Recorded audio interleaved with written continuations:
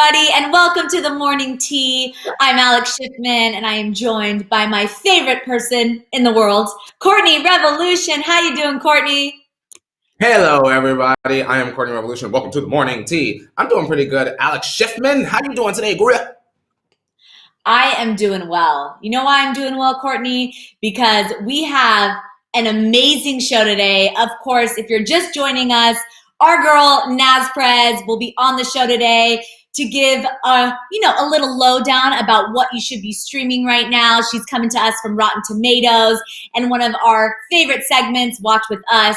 So this will be a great show. Also, Courtney, we got to talk about something because, listen, T-Tribe, if you're still mourning the loss of Keeping Up with the Kardashians, don't worry.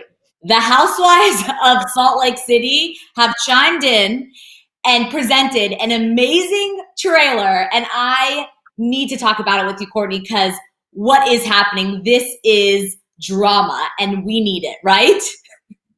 Alex, you texted me yesterday. Alex texted me yesterday the trailer of the show, and as I opened up my phone to see what Alex had said, I literally had the camera on as I'm filming my Meet the Housewives of Salt Lake. So do you understand? I am so excited. Like, I normally miss some of the new franchises because when I say I'm just not interested. Like, I miss Dallas, I miss Miami when it was on, I miss DC when it was on. Y'all see, I'm just catching up on New York. Salt Lake City, I'm gonna be on it, Alex Schiffman. Oh, yes. I mean, guys, if you haven't seen the trailer yet, you have to check it out.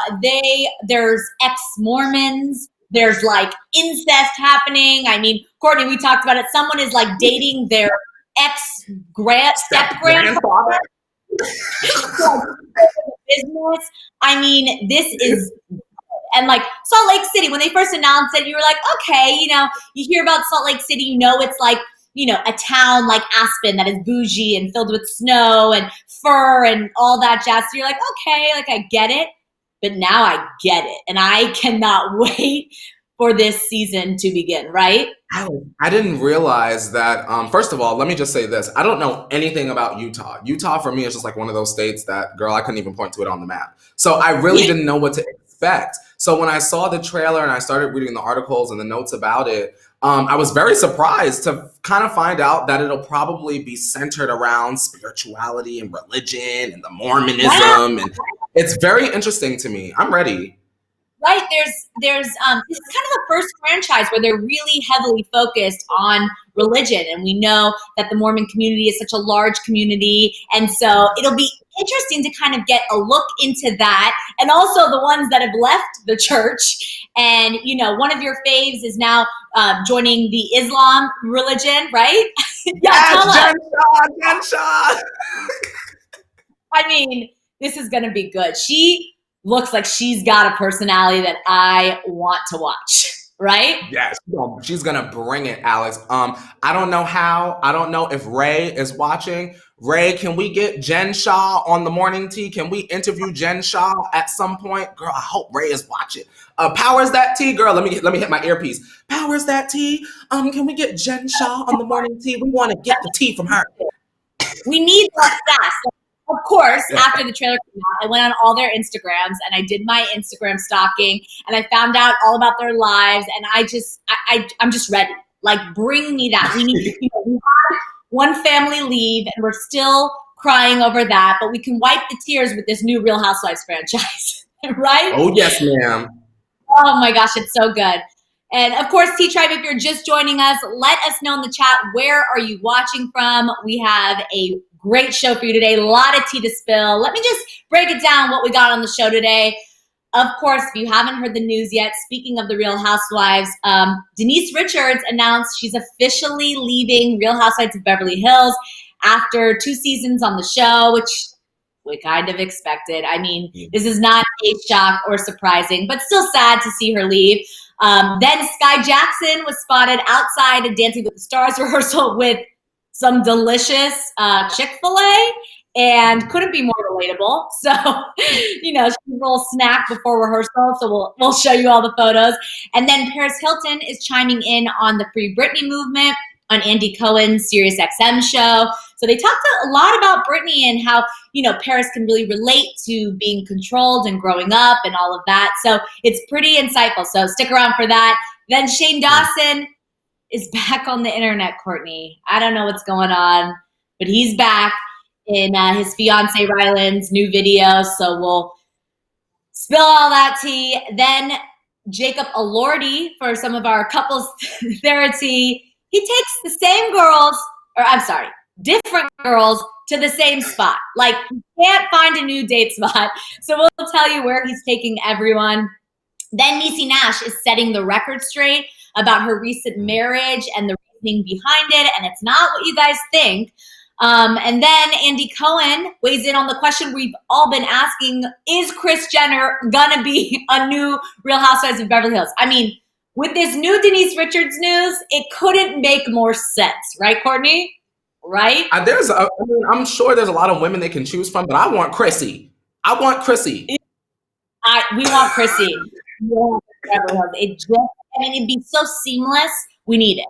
And then, of course, our OMT story of the day, speaking of Chrissy, she revealed kind of the real reason, so to speak, behind Keeping Up with the Kardashians ending to Ryan Seacrest. Of course, Ryan's like family to them, so it's a safe place. So we'll get into that for our OMT story of the day. So there is a lot to spill. I mean, some piping hot tea, right, Courtney? We're ending. It is some piping hot tea. I'm sitting here thinking about, man, I know you have probably thought about this because you really like him, Alex. But wow, Ryan Seacrest really sort of changed the landscape of pop culture and reality TV with that Kardashian show. I know that we've all known this. We see his name in the credits and stuff. I just never thought about it that way. You know what I mean? Shout out to Ryan Seacrest. He did that.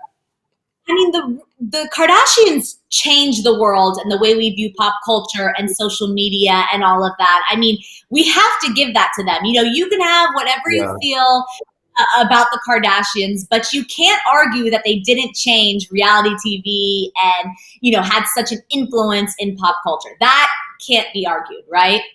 The last thing I want to say, no, it cannot, Alex. And the last thing I want to say, just because I'm forecasting what could be said, yes, we know how they got their start. And let me just say this. Y'all didn't do it. If you could start that way, you can't. You get what I'm saying? Not everybody could become 100 millionaire billionaires off of one tape. No one else can do that like that but Paris Hilton, really, who already had her wealth. And the Kar Jenners. How do you know how intelligent you have to be to flip a bag like that, Alex? I really have respect for that, looking at it that way. Because some girls just go away, they get embarrassed. I think that Kris just saw something that was awful and was able to flip it into something that will feed her family for generations to come. I'll never be upset over that. Speaking of generations, E! News posted a photo of Stormi and wrote like the next generation, as in JENNE. And honestly, I thought of you, Courtney, because I was like, how did we not think of, in our Kardashian crystal ball, that's going to be the kids, clothing line. Like, we got that brand already. Like, you feel it from E! News' caption. I thought it was genius. So shout out to whoever's doing their social media, because I love a good pun.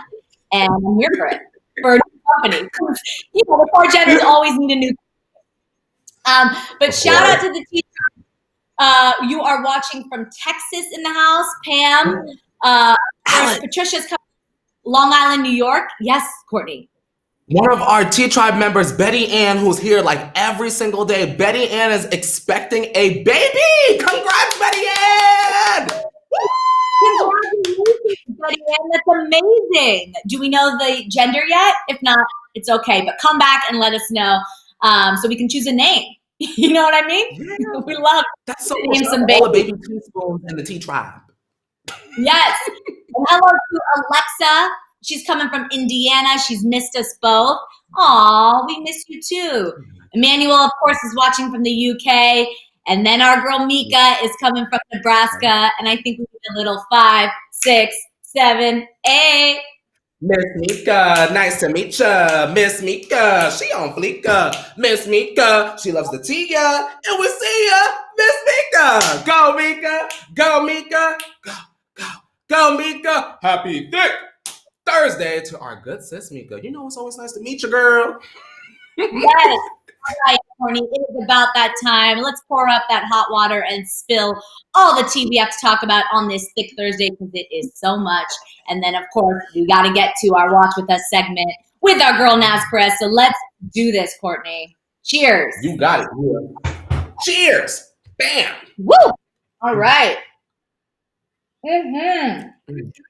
Oh, yeah. All right. And of course, we start with You Missed It. And these are all the stories you may have missed overnight. Don't worry. We break it down for you. And first up, we're talking about Denise Richards departing from Real Housewives of Beverly Hills. So in case you missed it last night, T-Tribe, the Real Housewives of Beverly Hills reunion part 2 aired.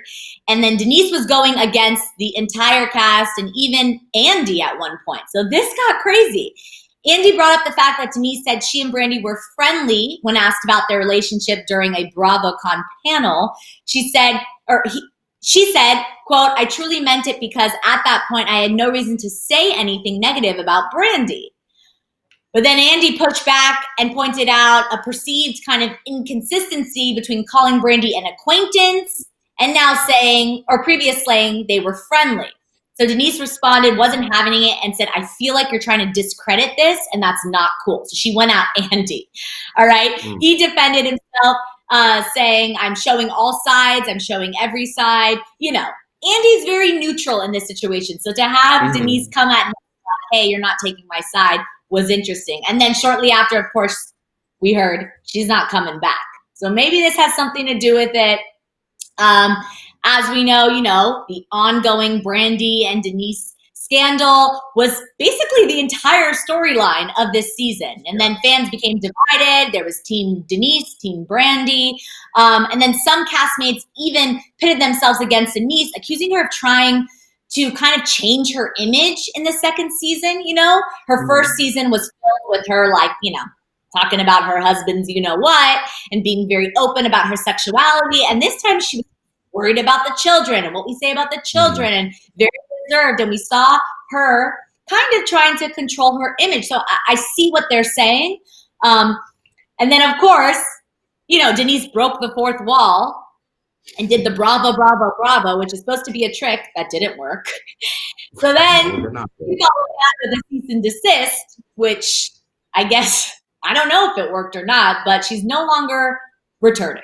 So how do you feel about this news, Courtney? Okay, this is how I feel, right?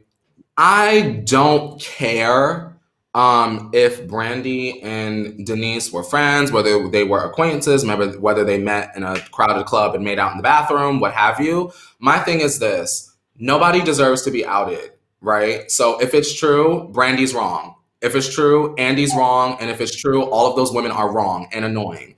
No one needs to be outed, especially when you're going through custody battle with ex-husband. You've got reality TV cameras in your face. You've got Twitter going in on every single thing that you do. And let me be clear, the majority of Twitter is Team Denise still. So for me, I don't care what anybody has to say in terms of Andy, the housewives, what have you. Respect them all. Love you guys down, of course. But at the end of the day, if Denise didn't want to be outed and she jumped through hoops for half of a season just so that her information of her personal life in terms of her sexual orientation specifically wasn't revealed, then I'm on board with that. And if she chose to not come back, that's a smart move. Nobody deserves to be outed. I understand signing up for a reality show. I get it, right? But how come for a period of time, Miss Sonia gets to get away without talking about her finances or talking about her homes the first season or two before we found out things like that? It's all about what you're comfortable with. And if Denise is not out there in a bar kissing on women and she's not like, this is my life now, this is the brand new Denise, then I don't understand why we need to expose that for public fodder. I didn't like that. I didn't like that storyline. Andy, you need to try again. And in fact, you need to fire Teddy as well. Next. Yeah, I agree. I think that, the whole Brandi storyline of outing Denise, it got messy. Even if it is true, because, at the end of the day, part of me still kind of believes Brandi. And I've told you before, I was all the way. I love Denise. I really was excited that she was on the show. I loved the realness about her. So to see this all kind of play out upset me, but I completely agree with you. I think that it should have been done in private. You know, Brandy came with a vengeance. There is a purpose to this. She wants a spot on that show next season. Do you think she'll be back? You think she'll be back? I think she'll be back maybe as a friend. I don't want Brandy back on the show before Sutton gets promoted. And I'm making that very, very, very clear. Sutton brought Real Housewives back to that particular franchise. And so, like I said, we need to, whether Teddy wants to be a friend, take her pay cut or whatever, that needs to happen. And Sutton, for me, definitely carried what Teddy chose not to. So I need Sutton to be having a diamond and Brandy to not be. If we need Brandy if the season is dry, if Sutton's in a flux moment, but I feel like, you know, when are we going to be tired of Brandy's stunts at this point? Yeah. You know? Yeah, no, I agree. You know, Brandy is kind of, the whole Brandy story is tired. So unless Brandy's going to bring something completely different, you know, we need to stop with this Denise thing. We need to move on. If she's going to come back with a whole new Brandy, then I'm here for it, but it doesn't look like that's going to happen. You know what I mean? All right. Well, let's talk about something that is going to happen, and that's Dancing with the Stars premiering September 14th. And one of the competitors, Sky Jackson, who, you know, they announced the brand new cast, Carol Baskin, AJ McLean, Jesse Metcalf, Chriselle Stoss from Sunset, Johnny Weir, Vernon Davis, Nelly, Charles Oakley, Nev Schulman. I mean, this is a Caitlin Bristow from The Bachelorette, Anne Heche, Jeannie Mai. I mean, what a cast. Like, this is kind of one of the best casts I've seen in a very, very long time. You know, everyone has a purpose and has a fan base that they're bringing to the show. But back to Sky. She was spotted making her way into the rehearsal studio carrying a bag of Chick-fil-A and made a joke about it on her Instagram. She captioned the post, quote, "Caught me red-handed." And then she posted another picture saying, "The smiles before I put on my dancing shoes." It's a different picture after I danced for over 4 hours a day with my shoes on, but I'm still having fun. So, of course, you know, who doesn't need a little Chick-fil-A before going to a dance rehearsal? I think this is amazing. What do you think about her being caught by the paparazzi at some Chick-fil-A? I'm ready to be caught by the paparazzi, get my Chick-fil-A. You know, I love me a good Polynesian sauce, girl. A little lemonade moment, girl. A little Texas Pete hot sauce on the waffle fries moment, girl. Yeah. But I want to be honest. I've never, ever been a fan of Dancing with the Stars in terms of being interested enough to watch outside of Wendy's on it or like Nene's on it or like I think Normani was on it. I've seen all of those moments. But for whatever reason, I think it's Tyra. I think it's the Tyra of it all. I'm a little bit interested to see, because you know she's extra. You know that's what I live for, Alex. I think I might be interested in checking out maybe a few episodes. It's an hour long, Alex. Yeah, it's an hour long. Yeah. Derek Huff, not that I don't, you know, presume you're a huge Derek Huff fan, but he was just announced as a judge too, so he's coming back. It's kind of a full circle moment. Yeah, he has the mustache. Derek Huff. No, he's Julianne Huff. Derek Huff and Julianne Huff. I guess he has some facial hair. But anyway, he's back as a judge. Glenn Goodman, who's been like the stern kind of Simon Cowell on the show, is because of like coronavirus and all of that. Yes. Are you ready for an annoying gay man moment? Let me give it to you. I don't know a single thing about Derek, but I can tell you that when on the off chance that I do open up the TikTok, girl, he's always on the For You page. And I always like when he be shaking them hips, girl. So I know about Derek. I just didn't know his name. Okay, come on, Derek. Sometimes you got to Google schmoogle real quick, girl, and I had to check him out. I knew. That's what I was thinking of when you said it. But, oh, yeah, I'm watching now, girl. Say his name one more time for me, please. Derek. Okay. All right. Well, he is back to judge this season. So maybe you'll watch for him and Tyra, and you can see them both shake their hips and smiles like they do best.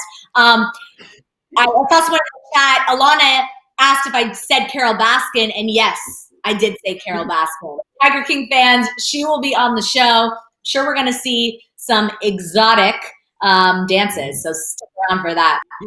But still Dancing with the Stars. Let's talk about this Paris Hilton news because Paris is responding to the Free Britney movement. So Paris was a guest on Andy Cohen's Sirius XM show. She said she saw Britney this summer and they had dinners. And then Andy asked if they ever talked about legal matters. And Paris said she doesn't bring things like that up. She said, quote, "We just talk about happy things, music, fashion, fun things. I never like to bring up negative things or make people feel uncomfortable. So I've never talked about it with her." However, she went on to say that, quote, "I just love her so much. And I just feel if you're an adult, you should be able to live your life and not be controlled. And I think maybe that stems from me being controlled so much. So I can understand how that would feel. And I can't imagine right now if that was still happening to me." So that was crazy to kind of have Paris, weigh in on the Free Britney movement. And interesting that she says she was controlled. Maybe we'll learn more about that in her new, documentary, which comes out Monday, September 14th. Also, she's been open about assault that she had. Some sad and scary things have happened to her over her childhood. So I'm interested to kind of get more insight into that. What do you think about Paris's response to Free Britney and all of that? First of all, I love Paris Hilton. I know a lot of people don't understand why. I don't even know, I think at some point, why. Paris Hilton and Britney Spears were like my two first queens. Like Britney was my first queen, I feel like. And then as I got a little bit older, Paris was like my main queen for a minute. So it's very interesting to see how similar their stories are in terms of Paris feeling like she had to put on a public persona.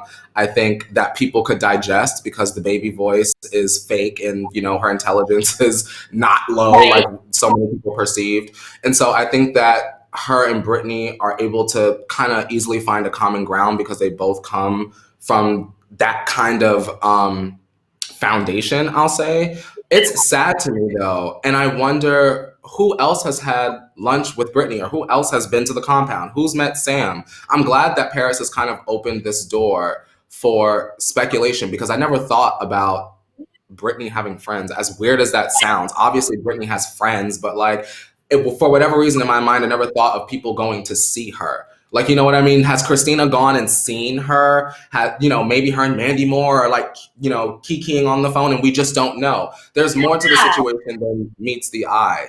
I am very interested in that Paris Hilton documentary, and I hope that with time, Britney can get some sort of documentary together as well so we can get some sort of answers. No more Lifetime movies. No shade to Lifetime. But no more of that. I want a true document. I want Jamie Lynn with a cowgirl boots on. I want all of that in the documentary. Yeah, 100%. Yeah, this is kind of the first time we've seen Britney, like you said, have friends openly or have someone speak about going to lunch or dinner with her. And again, no shade to Britney, but this was interesting to know that they have a kind of friendship where they go out to dinner and do all that. And it makes me feel warm inside that there's someone that can relate and support her and has been in the limelight like her, been controlled as she said. So maybe they have talked about it, but Paris didn't want to kind of give that information on the show. Maybe Paris giving her legal advice, girl. You never know. You never know what kind of stars could be helping Britney behind the scenes, and that's why maybe we're getting a little bit of progress on this Free Britney movement. You never know. I'm curious. Don't make me call Paris. So, girl, what you doing? I know. Well, something people are curious about is Shane Dawson, who, of course, from YouTube and social media following social media after, a string of public controversies. He hasn't been seen online since an Instagram live stream on June 30th. So it took about, month and a half.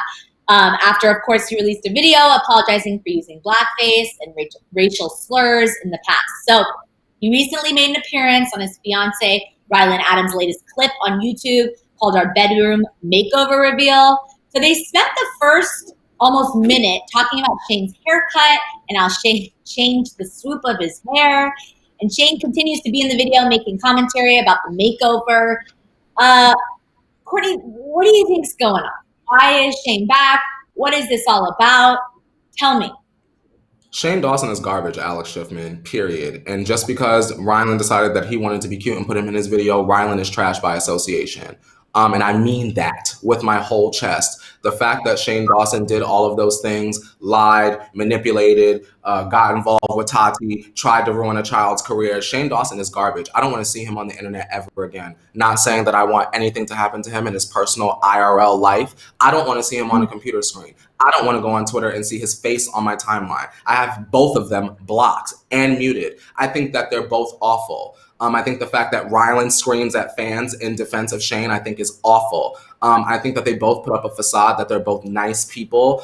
Shane puts up a facade that he's poor, Alex, and clearly he has millions of dollars. They live in a mansion. I think that it's all an awful facade. And if you choose to support Shane Dawson and Rylan, you are supporting blackface and pedophilia. And I mean that with my whole chest, and I'm not taking it back, and I'm not changing. If you support Shane Dawson, if you support Ryland, those are the things that you support. Racism, blackface, pedophilia. If you buy a piggy backpack, racism, pedophilia. Like, you get what I'm saying? I cannot support those people. I cannot support people that support those people. If I see Jeffrey, Shane, or Ryland on my timeline, I unfollow the people, period. I'm not doing it. It's disrespectful. It's immature. I'm sick of people turning a blind eye to racism, blackface, and pedophilia, Alex. It's not cute. I'm not forgiving it. I'm never going to forgive it. Ryland can walk in the door right now and I wouldn't forgive it. I met Ryland at VidCon and he was very nice. Very nice. Great first impression. You still support racism, pedophilia, and blackface. They are hot garbage juice. If you're one of those people that are like, I would never listen to 6ix9ine, he's awful, he did XYZ, and you're watching Shane Dawson and you're watching Jeffree Star and you're watching Ryland, you're a hypocrite. You're literally a hypocrite. So if you're supporting Shane Dawson, you're not supporting me, and we can't be friends. And that's that on that. 100, actually 1,000%. And I mean that, Alex. How you feel? You know, I completely agree with you. And I think that this was weird time, like after everything that's happened, for him to come on and do such a kind of fluff video with Rylan just didn't seem right to me. It kind of makes his apologies and things that he said online, it just dismisses the fact, because if you really feel, you know, if you're affected by what's going on, you're trying to defend your name and get to a better place with the online community, coming and talking about your hair is not going to do that. You know what I mean? Like, we need to see more, and he needs to be better than this, is how I feel. Y'all made y'all money. Go away now. Y'all done made it. Yeah. Y'all made the makeup. Y'all sold the backpacks. Y'all did all of that. Y'all took all the baby's monies already. So go away now. Y'all, if y'all financially strategize, y'all could go and live in a beautiful 1-bedroom apartment for the rest of your life, and you don't ever have to make a YouTube video, and we don't ever have to see you ever again. Those kind of people don't belong on the internet.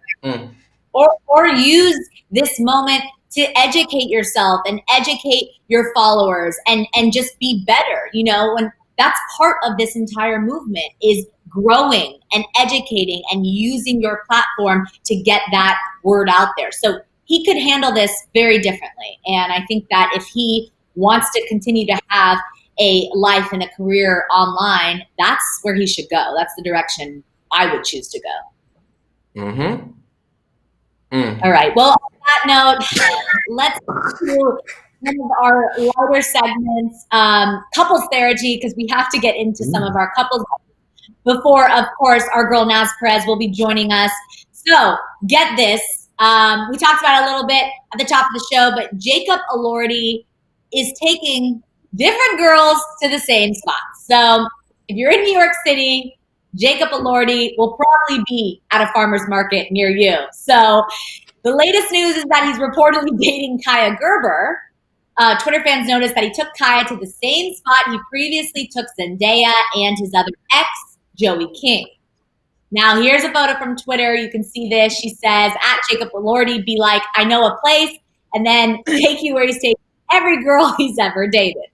Now, a lot of people are saying this is weird, almost like a rinse and repeat, and others just want him to invite them on a date. So what do you think about this, Courtney? Would you like your significant other to be in the same place he took one of his exes? No, he will be canceled. Every bit of our memories gotta be original, unique. I don't care if it's just a supermarket. We're going to the other one across town. I don't want to go nowhere where you could potentially dig up a memory of your ex. Absolutely not. Could you imagine, Alex? You go to a restaurant with your man, and the server goes, "Oh, this is another. Where's that other girl you were with?" You get what? Could you imagine? Where's that blonde you were with? Oh, I can't even imagine. Alex, one time I was out somewhere with there was an influencer that I had met at like my job at Panera Girl, and he came with one girl, and I saw him out, and he thought that he had introduced me. He was with a different girl, and he thought he had introduced me to her before, and he was like, "Yeah, remember when we went to Panera?" And I was like, "No." I was like, "No, it's no, I don't know her. No, it's our first time. Oh my God, it's so nice to meet you." And the girl was like looking at him like, "Who else are you taking out to lunch?" Very awkward situation. Very, very awkward. No, I would not appreciate that. And I understand, listen, especially right now, I'll give them a little break because it's COVID. There's not a lot of places open. Farmer's market, you can walk outside. You can, I don't know. I guess there's some exposure, but maybe it's a way to be safe. But listen, you're not taking me where you're taking your exes. Well, let's get to this story because, of course, we got to get to our Watch With Us segment. So listen to this. I know we spoke about it on the show. Niecy Nash revealed her marriage to singer Jessica Betts, and all the headlines were calling this announcement her kind of coming out announcement. Well, Niecy didn't want it to be a declaration of sorts, saying, quote, "My marriage has absolutely nothing to do with gender and it has everything to do with her soul. I don't feel like my marriage is my coming out of anywhere, but rather a going into myself and being honest about who I love, and I'm not limiting myself on what the love is supposed to look like." Niecy, of course, has been married twice before, 2 men. In regards to those marriages, she said, quote, "I was not suppressing my sexuality my whole life. I love who I love. At one point in my life, I married twice, and I love those people. And today, I love this person. I've done everything I wanted to do on my own terms in my own way." So I personally love this. The media loves to spin the story into whatever story they're trying to create. But at the end of the day, Niecy fell in love. And I don't necessarily take this declaration as a coming out. How do you feel about this, Courtney? I want to say, hey to Khartoum. They're saying no matter how much I love you, if you do that, we're done. Boy, bye. And I absolutely agree. Take me somewhere different. Going back to Niecy Nash, though, I feel like, in my opinion, I don't want to force my beliefs on people. Sexuality is like a spectrum, so it really doesn't matter if Niecy Nash was marrying 50 men beforehand. If this is the person that she loves, the woman that she loves, this is who she's going to marry. And just because I guess the mainstream media didn't know that Niecy Nash was into people in general, they perceived it as a coming out. And for all we know, Niecy Nash and her whole family and all her close friends could have known this, So I'm just glad that she's living in her truth, whatever it is. Exactly. I'm happy she's living her truth as well and just setting that record straight because at the end of the day, she only knows what her story's about and media can't take control of that. You know what I mean? So I'm happy she did this and kind of set that straight. All right. It's about that time. T-Tribe, get excited because our girl, Naz Perez, is joining us now from, of course, Rotten Tomatoes, where she hosts The Catch-Up, covering the latest in the world of streaming, TV, and movies with a fresh perspective for our favorite segment, Watch With Us. So let's do this right now. Oh, hello. Favorite, Alex. Favorite. Okay, I better not hear you say any other segments are your favorite after this. No, this is my ultimate favorite because. First of all, can I just say, Alex, if Jacob Elordi was taking me to a farmer's market that he's taking other people, I would 1,000% be down. Let's rewrite history. I do not. Let's go. What do I care? You're going to have way more fun with me than you had with another person at the same place. Come on, guys. All right. Okay, Naz, you're putting it out in the universe. We got to manifest Jacob Elordi. If Kaya Gerber doesn't work out, Naz Perez is next in line for the farmer's market. So the mask buying avocados with Jacob next weekend. Hey. Yeah. You know what I love at my farmer's market? I love the honey sticks. You know the honey sticks? I'm a Yes. honey. Wait, those are Honey bomb. sticks. I love Yeah. sampling. Like the farmers market is like my Costco, you know? Just go Oh there my and eat gosh. all the samples and then walk on your merry way. I That's love it. it. All right, T-Tribe, you know how this works. Get the stars in the chat for Naz's recommendations for all the things we should be streaming right now. Naz, give it to us. Let us know what is going on in the streaming world. All right. Well, first of all, just got to remind you guys, RottenTomatoes.com, the place to be when you do not know what to watch. Just head over to RottenTomatoes.com. There's so much good stuff, like the best stuff out on Netflix right now, which I'm going to tell you about in a second. But, you know, now that we're entering fall, I know everyone's out there buying their pumpkin spice latte on September 1st.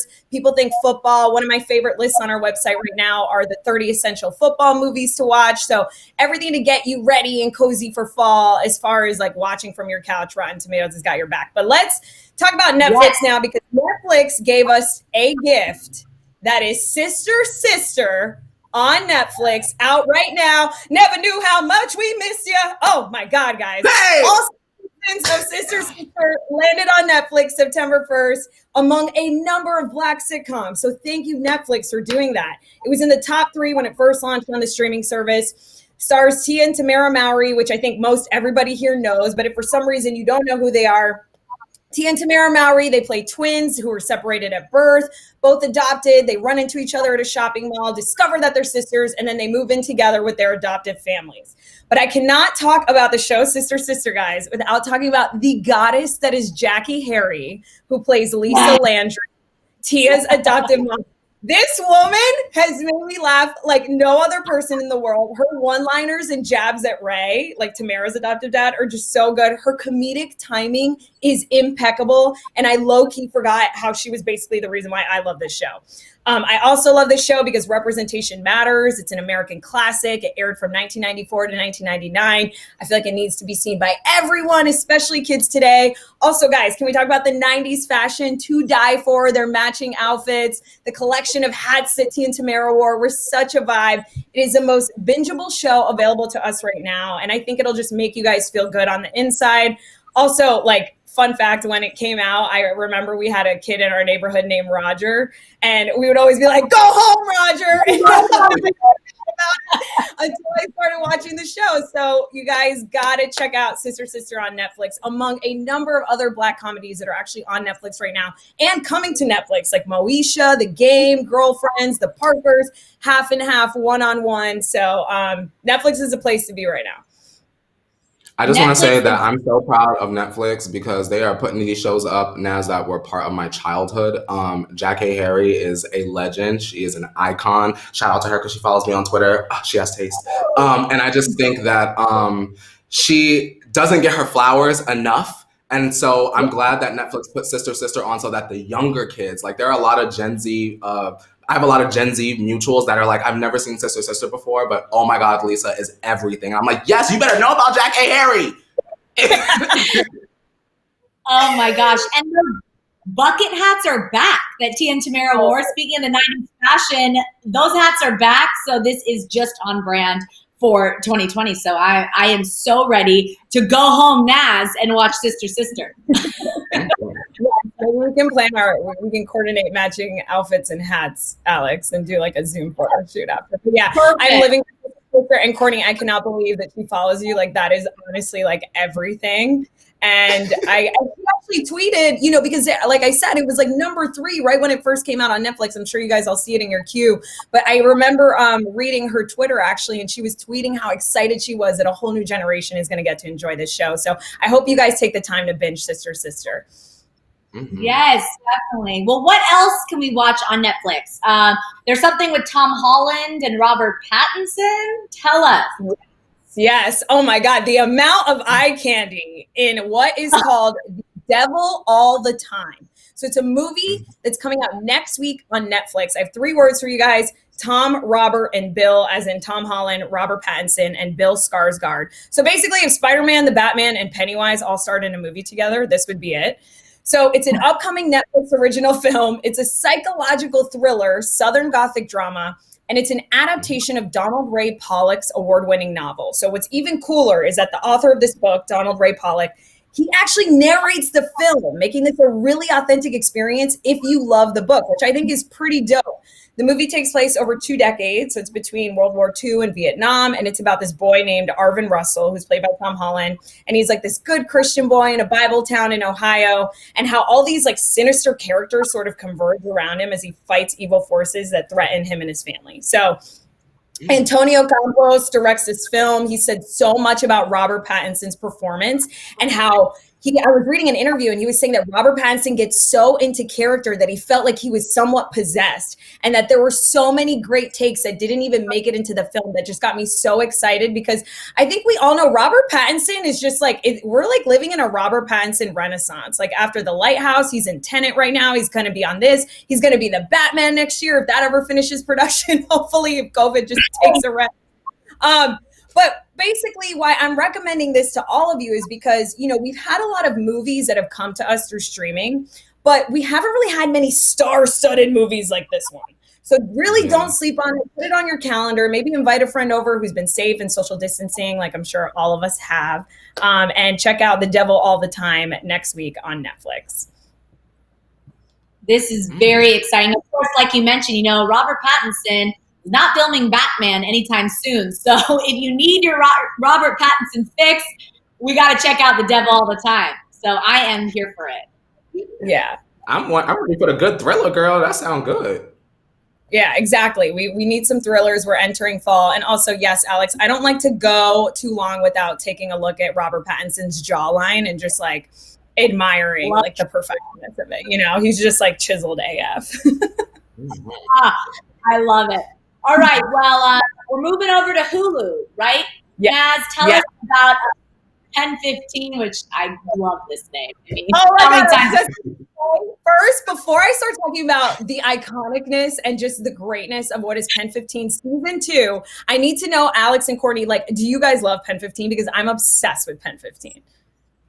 I haven't seen it, but we have a cameraman, Shambong Dave, right before we went into quarantine, he was telling me about it, how much he loved it. So I'm glad that you're about to give the T-Tribe the info, because I need a refresher. Yeah. I haven't seen it either, so I'm excited to hear about it and definitely gonna tune in. But I just love the name. Just it brings me back to childhood and, you know, passing notes in class. Like, this is good. So tell us. Yeah. I'm not going to explain what the name is, but if you guys just stare at it for a little while, I think it'll come to you. So basically, I've related to a show more on a spiritual level than this one. If you know about the hype and hilarity that is Pen 15, then you know Cosmo Magazine describes this as a rainbow gel pen in a sea of black and blue boring writing utensils. And that is so spot on. So Pen 15 is created by comedic geniuses Maya Erskine and Anna Konkle. They're both 33 years old, but get this, they play 13-year-old middle school fictionalized versions of themselves in the 7th grade. The show takes place in the year 2000, which, come on, I mean, next to 1999, greatest year ever. And so they literally have braces, bowl cuts. They play themselves among 13-year-old actors, which just makes it so funny because they're 33. And the New York Times said that this is basically like reading a funny teenage diary, and I couldn't describe it any better. So season 2 picks up right where season 1 leaves off. But it just feels deeper. We get into like Maya's sense of not belonging, all the crushes she has in middle school. Anna's parents' divorce is a major story and a plot line this season.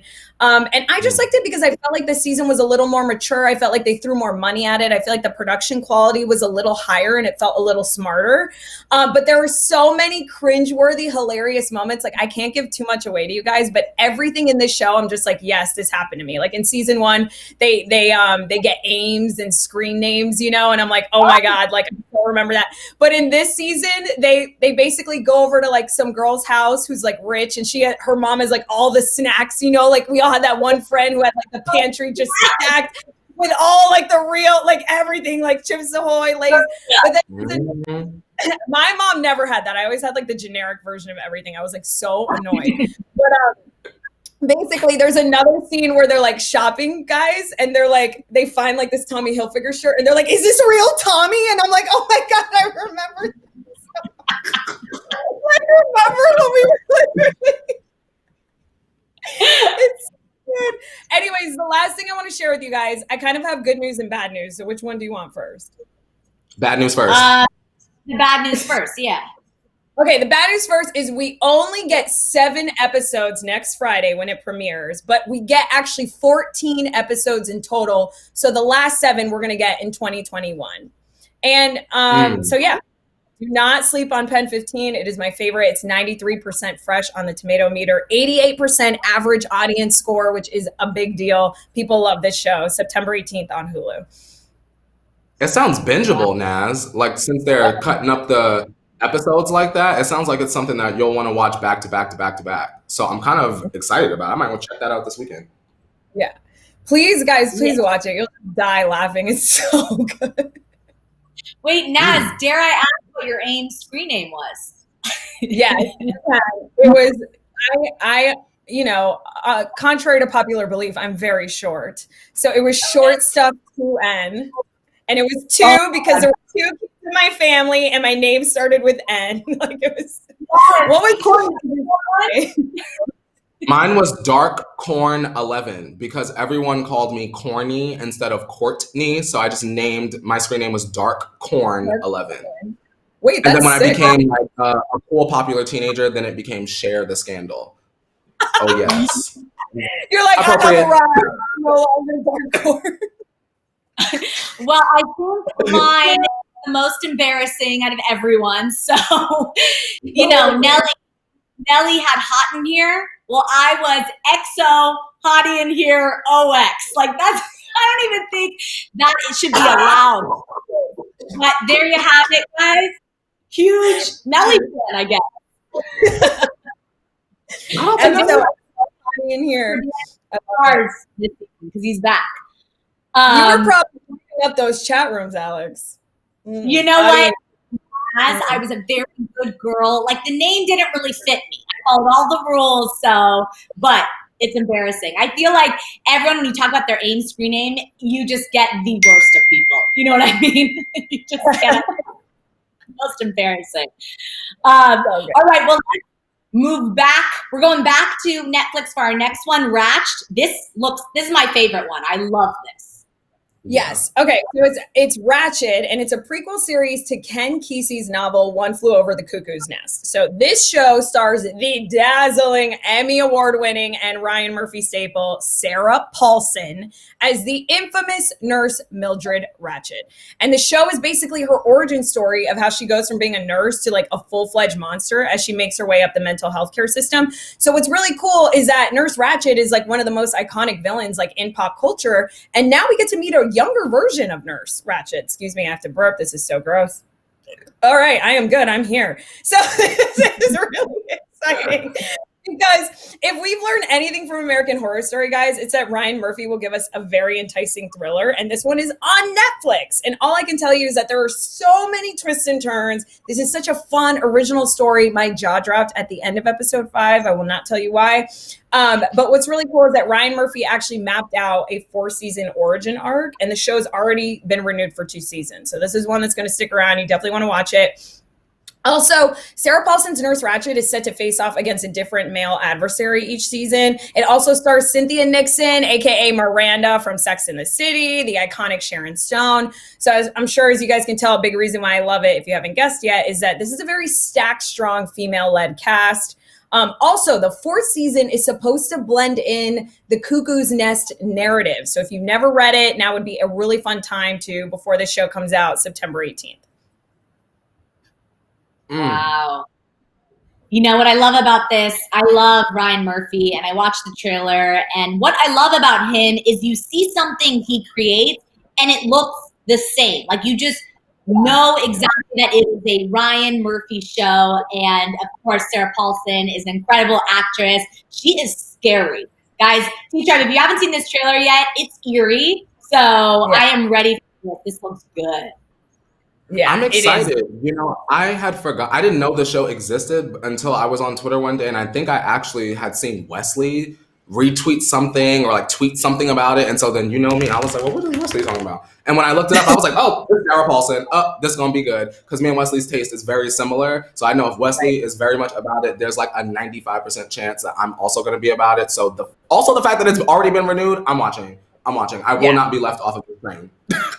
I'm so excited for you guys. Also, like, Sarah Paulson is just one of those people that, like, when you hear that she's going to be in a show, you're like, oh, I got to watch that. Like, she commits to roles that hard that you know you're in for a ride. And this one's definitely a thrilling ride. So don't miss out on Ratchet. All right. Okay. And then lastly, we are still sticking on Netflix. Enola Holmes. Is that the last one we're going with? Tell us about it. Yes, Enola Holmes, guys, comes out September 23rd on Netflix. It is 90% fresh on the tomato meter. This one is another movie. And the good news is that we don't have to wait until season 4 of Stranger Things to see our girl, Millie Bobby Brown. So Netflix recently tweeted out the first teaser trailer for Enola Holmes. It's a new movie produced by and starring Millie Bobby Brown as Enola. She's a 14-year-old sister of world-famous detective Sherlock Holmes. And the movie's about Enola's search for her missing mother and how she uses her skills to basically outsmart her big brother Sherlock and help a runaway lord. Her big brother Sherlock, by the way, is played by Superman himself, Henry Cavill. So, And Helena Bonham Carter's in it as well. And she's just, to me, everything. But the film was actually, the reason why I'm super excited for this movie is that the film was directed by Harry Bradbeer, who recently worked on shows like Killing Eve and Fleabag. I don't know if you guys have ever seen Fleabag. Fleabag is literally, to me, one of the greatest shows on television. It's on Amazon. But if you watch Fleabag and you know Phoebe Waller-Bridge very often breaks the fourth wall. She looks to the camera, makes jokes. So he's the same director, and Millie Bobby Brown does the same thing in this film. It's also based on the first of Nancy Springer's popular 6-part Enola Holmes like young adult book series that she wrote. And what I love about this is it's just a fresh take on a popular world. Like, we've all seen multiple movies on Sherlock Holmes. We've seen multiple renditions. It's fun to see Millie Bobby Brown put her talents to work on things aside from Stranger Things. I think this woman is just a force to be reckoned with. And I'm sort of on the edge of my seat whenever she picks a project. I'm like really excited to see what she's going to do with it. And I think this is one that we should definitely be looking forward to, September 23rd. I'm excited about this. I'm not the biggest Stranger Things girl, but I do think that Millie Bobby Brown is really cool. So I do think that this is an opportunity for people that aren't on the Stranger Things UFO to sort of see her in a different light. So I'm actually definitely going to check this one out. It looks fun, you know? Yeah, it's really fun for sure. Yeah, she's such a talented and entertaining actor to watch. So like, I'm excited to see her in this. Also to see a different angle, like you said, of the Sherlock Holmes story. You know, we're bringing in his sister. So we don't really know what to expect. We're not as familiar with that. So this looks good. I love that. So subscribe. You know how this works. Let us know in the chat, what are you most excited to see out of all of Naz's recommendations? And of course, Naz, you can come anytime you want to give us all the little streaming for my favorite, and it is segment Watch With Us. Again, we love you so much. And where can everyone find you? Yes, well, thank you guys. Thanks, Alex and Courtney, for having me. I love you both equally as well. So you guys can find me on all the Rotten Tomatoes social channels. I host a show called The Catch Up and Binge Guide, where we talk about the latest and greatest in movies and TV. Also, you can hit me up on Instagram at Naz Perez. DM me. Let me know what you're watching. I also have my number in my Instagram bio. Text me. I love to know what everybody's watching, what people are excited are about. And remember that you can always head to RottenTomatoes.com if you don't know what to watch. We got your back. But yeah, thanks, guys. I love you. Well, thank you, Naz. We'll see you next time. All right? Mwah, we got to go binge. Okay, bye. Bye. Alex, can I just say something? Yo, I am so lucky to always be getting the opportunity to work with like fun, strong, intelligent women like you and Naz. Like, I love when she comes on because like she's such like an expert in her field, and then like when I work with you, like you're just very knowledgeable and good at what you do. So I just wanted to have a moment of appreciation. Shout out to women and everything that they do, because they doing it well. Oh my gosh, Courtney, that's such a beautiful thing to say. And likewise, you are such a strong man and so great at what you do. And that's why this works. We're here because it works, and we're bringing you all the tea and all the streaming every day. You know what I mean? Like, when Naz is not here, at least we can still let you know what else is going on in the pop culture world. So yes, ma'am. It's that time in the show. It's that time for you to shine again, Courtney. So let us in to those Kar Jenner because it is time for our Kar Jenner tea time. So take it away. If you guys are all ready for all of the tea from behind the Kar Jenner gates, be sure to turn your volumes down for Kar Jenner tea time. Hello to everyone in my studio, which is no one, just myself. All right. Okay, we're kicking off Kar Jenner tea time with this news that everyone keeps talking about. Of course, the show was canceled, but what is going to happen with Chrissy? And so we talked about this yesterday. A fan tweeted Andy Cohen saying, Andy, I'm sorry, you probably get this all the time, but is there any possibility for KJ being cast on Real Housewives of Beverly Hills once Keeping Up ends? So he tweeted back, to be discussed on @RadioAndy, SiriusXM at 10 Eastern. So Andy, I guess, received tons of tweets and he addressed it on the show.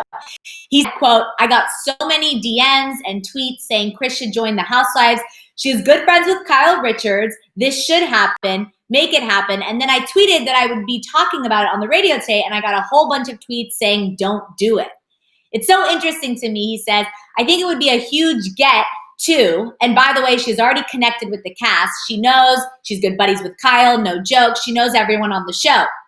He also said she is buddies with Rinna, I think. But he said, I don't think she would do it. She is leaving a show for which she has total control over. Why would she leave and join a show that she has no control over?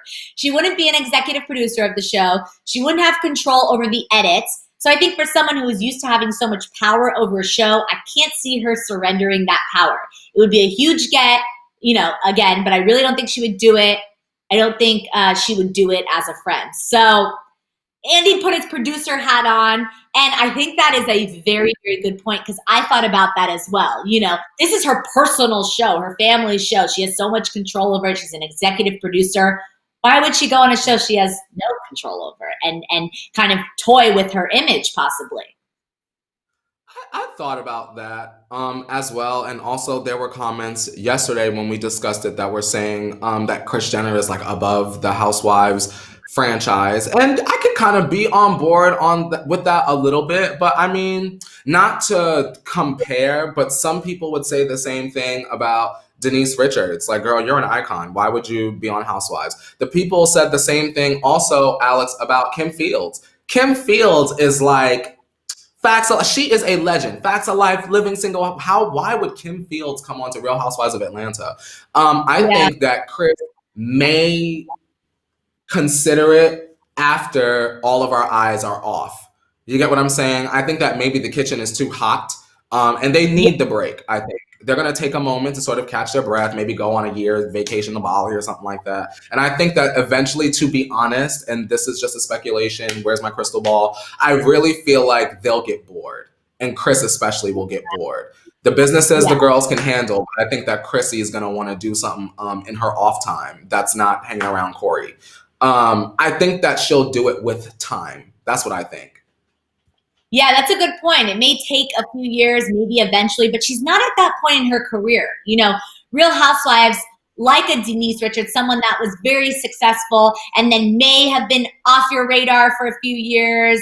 It's used a lot of times to kind of bring a career back, like Dancing with the Stars is the same thing. It kind of like reignites someone's career. So Kris is not in that place right now.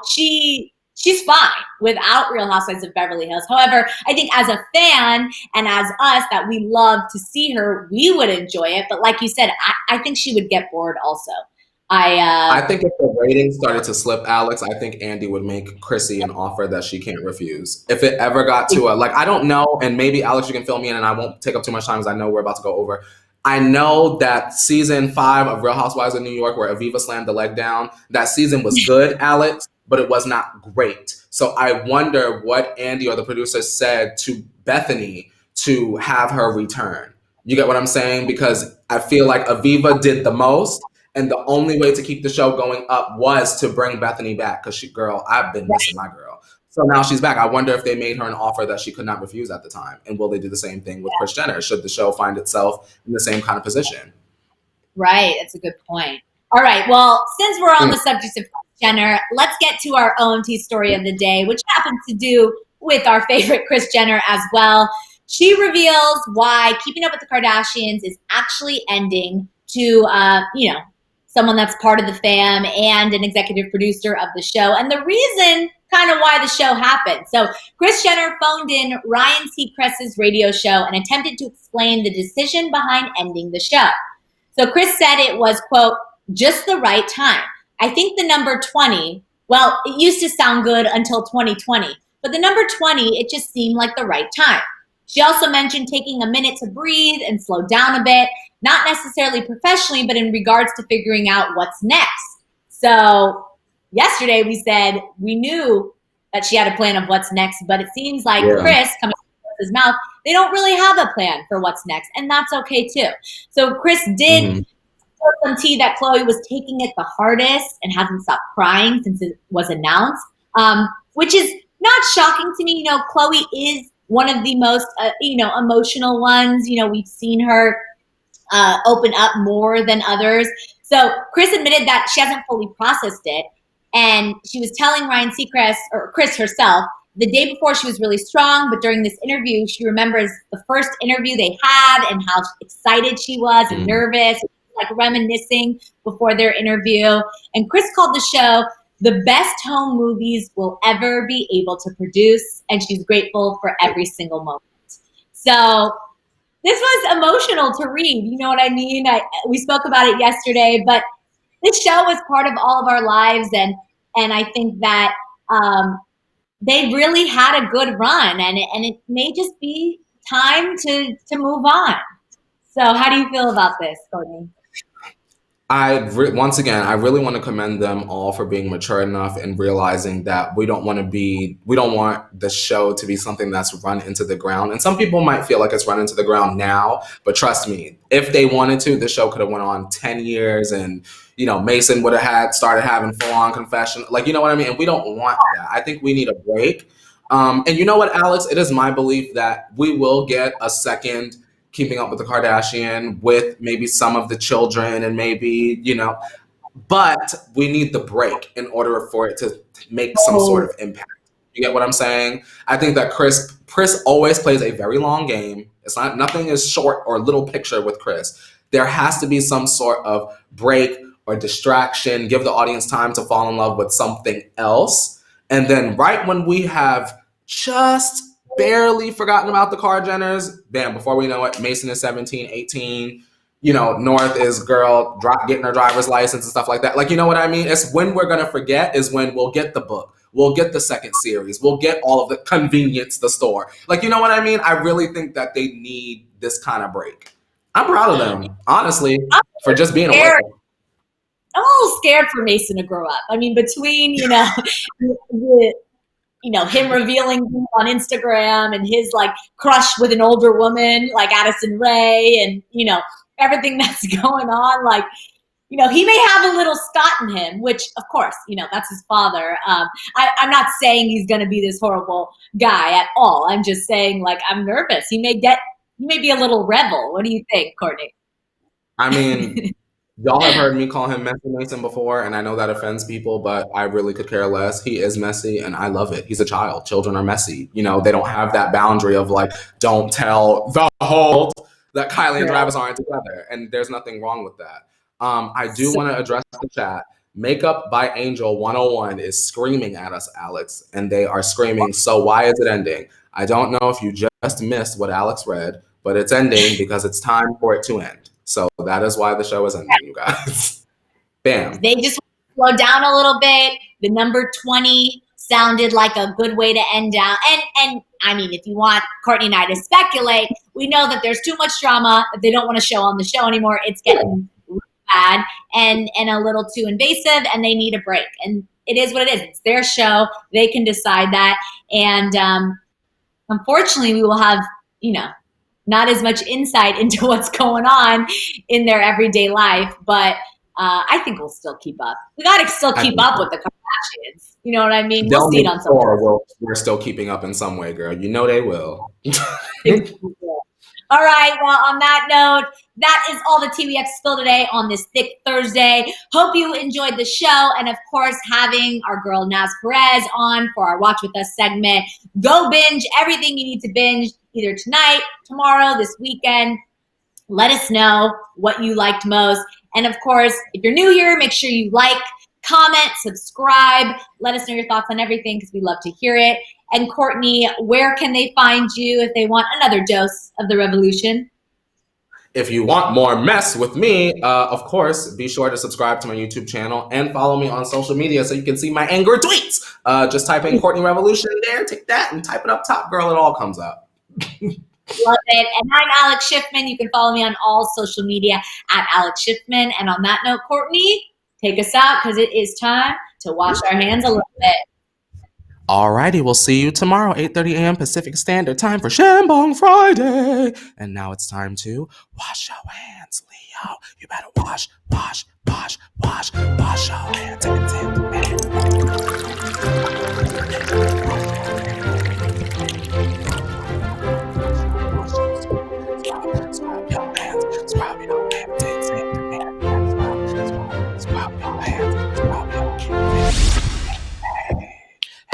Just wash your hands, Miss Ma'am. Just wash your hands.